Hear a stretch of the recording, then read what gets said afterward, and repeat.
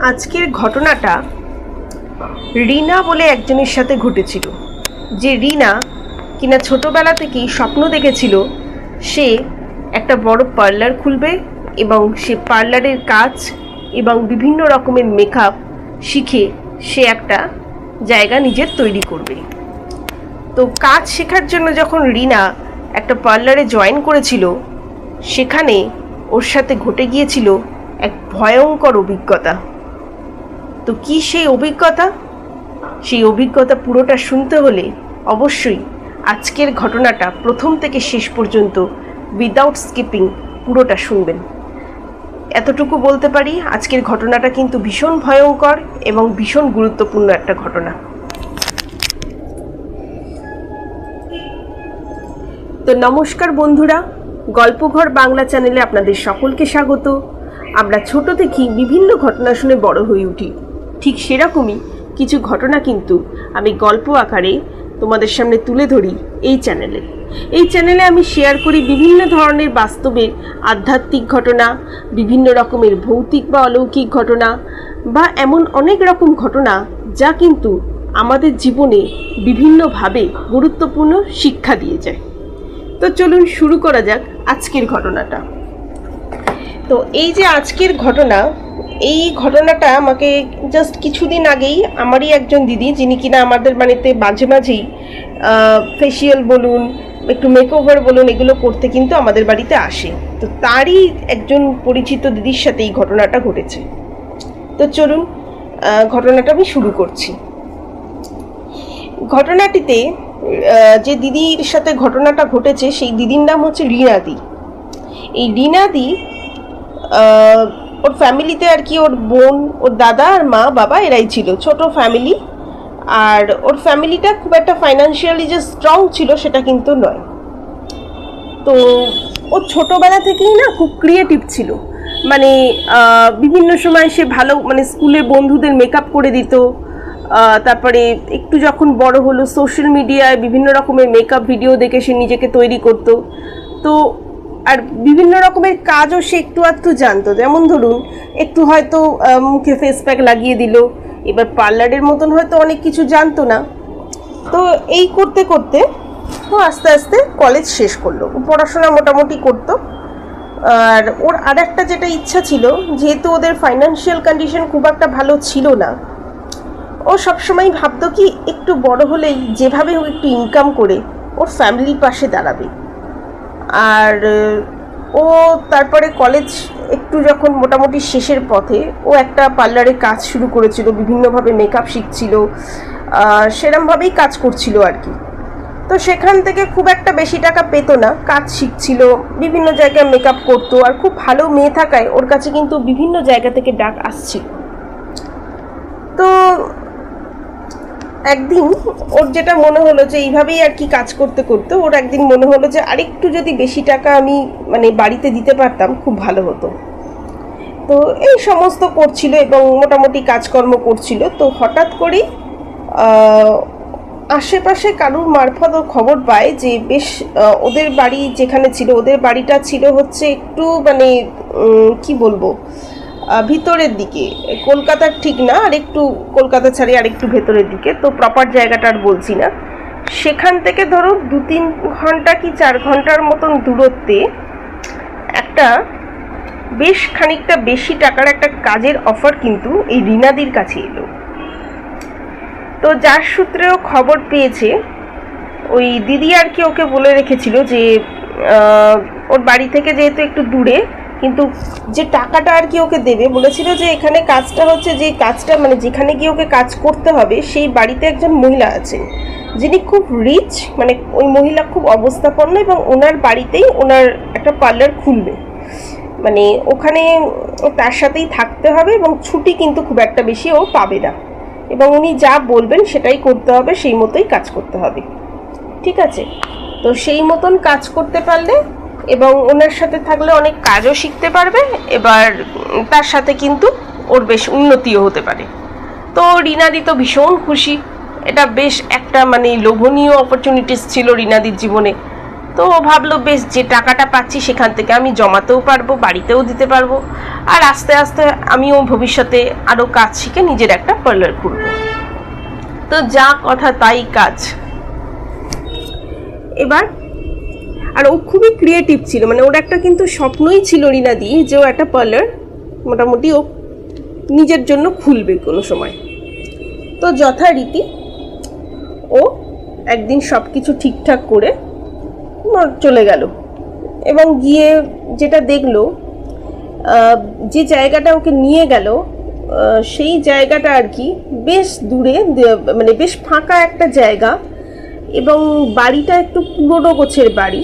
সেই বাড়িরই মনে হয় দোতলায় আর কি ওরা, মানে মহিলা ওই বাড়িতে একাই থাকেন, মহিলা মধ্যবয়স্ক, কিন্তু মহিলা সম্পর্কে আর বেশি কিছু জানেন না। ওখানে আরও দুজন মেয়ে ছিল যারা নাকি মহিলার বাড়ির একতলাটা হচ্ছে পার্লার করা হয়েছিল, এবং ওই দুজন মেয়ে আর কি, সেই মেয়ে দুটোই আর কি সে রিনাদি থেকে বয়সে একজন একটু সমবয়সী, একজন একটুই জাস্ট বড়, তো ওরাই ওই মহিলার সঙ্গে থাকতো। তো খুব যে একটা ফ্যান্সি ছিল পার্লারটা সেটা না। তো তাকে এবারে ওই মহিলার সঙ্গে যখন আলাপ হলো, তো ওই মহিলা ওকে বললো, দেখো এখানে যদি তুমি কাজ করতে পারো তাহলে কিন্তু অনেক কিছু শিখতে পারবে। তো বললো ঠিক আছে, আর ও বললো যে ও কী কী কাজ জানে। আর একটা যেটা কথা, এই যে মহিলাকে দেখে রিনাদির বেশ অন্যরকম লেগেছিল, মানে মহিলা বেশ বড় একটা কপালে লাল রঙের টিপ পরেছিল, আর একটু তো মধ্যবয়স্ক ছিলই, আর মহিলা একটা শাড়ি পরেছিল, ও যথারীতি উনি শাড়িই পরতেন। তো এই সমস্ত করে রিনাদি মোটামুটি থাকার জায়গা ওকে দেখিয়ে দেওয়া হলো এবং ও কাজ কিন্তু শুরু করলো। এবার প্রথম সব কিছু বেশ ভালোই লাগছিল ওর, ও কাজ শুরু করে দিয়েছিল। আর ওর কাজ বলতে যেটা বলা হয়েছিল ওকে, যে বিভিন্ন সময় ধরো কখনো ফেসিয়াল একটু পার্লারের কাজও থাকবে, আবার কখনো কখনো হয়তো বেসিক মেকআপ থাকবে, হেয়ার স্টাইলিং থাকবে, এই যা যা হয় আর কি একটা পার্লারে। তো ও শুরু করলো। ও একটা জিনিস লক্ষ্য করেছিল, ওই যে মহিলা, ওনার একটা পার্সোনাল ঘর ছিল, যে ঘরটা কেউ ঢুকতো না।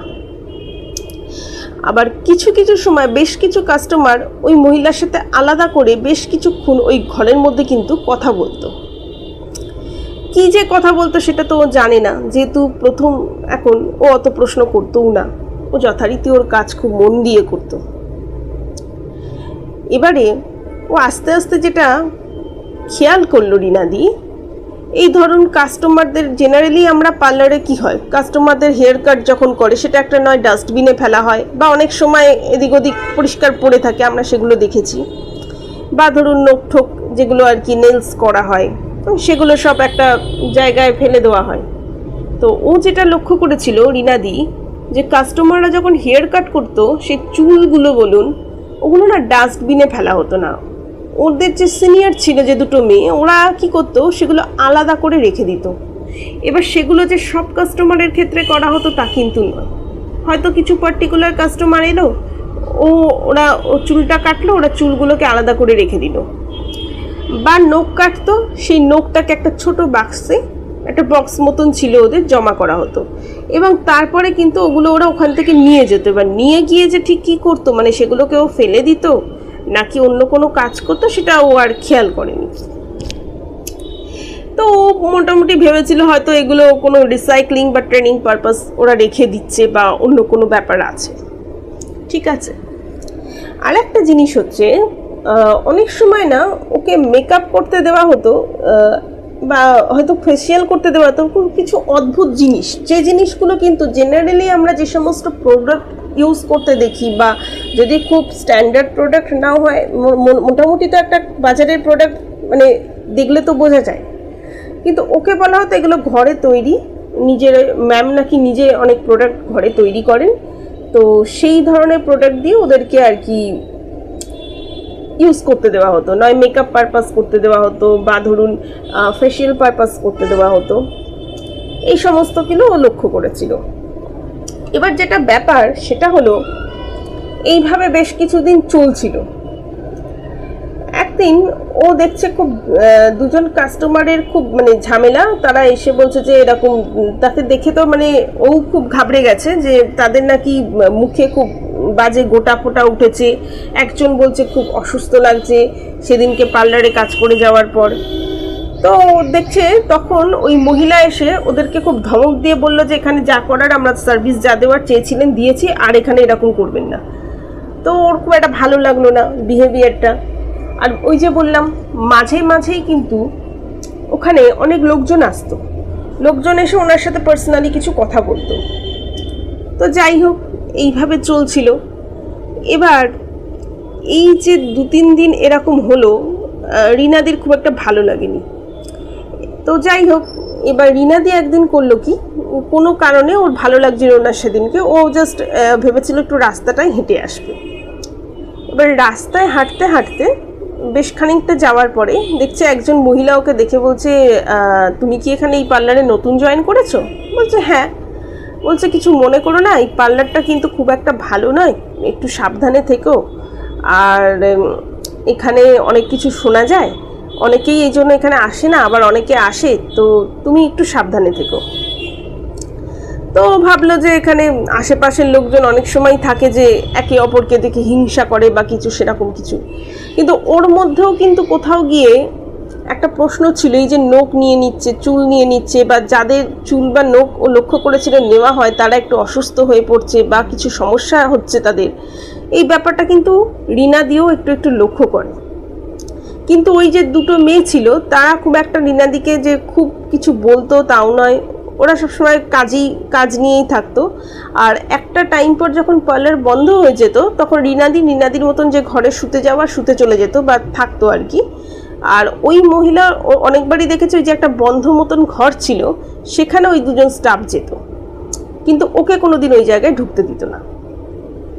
যাই হোক এইভাবেই চলছিল।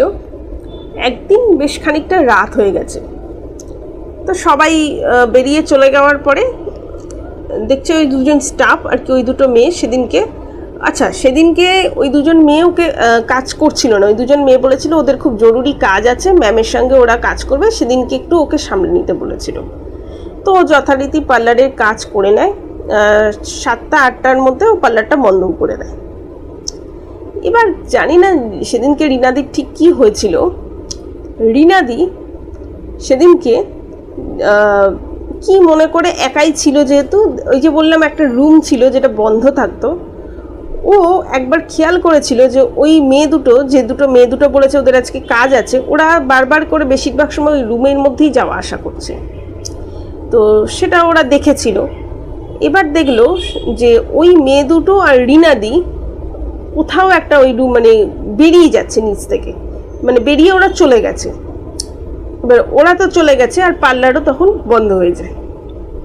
ও কি করে, কৌতূহলবশত ওই রুমটাতে যায় এবং গিয়ে যা দেখলো তাতে তো রীতিমতো পা থেকে মাটি সরে যাওয়ার জোগাড়। রিনাদি গিয়ে দেখছে যে ওখানে একটা ছোট্ট আলো জ্বলছে। দরজাটা ওরা জেনারেলি বন্ধ করে যায়, কিন্তু সেদিনকে দরজাটা খোলাই রেখেছিল। তো দরজাটা হালকা করেও খুলে ভেতরে ঢুকে দেখছে যে একটা খুব ম্লান আলো, মাঝখানে একটা ছোট্ট টেবিল, আর ওই যে বলেছিলাম যে চুল নখ ওইগুলো সব ওই টেবিলের উপরে পড়ে রয়েছে, কিছু ছোট ছোট পুতুলের মতন জিনিস, আর হচ্ছে কিছু ছবি রয়েছে।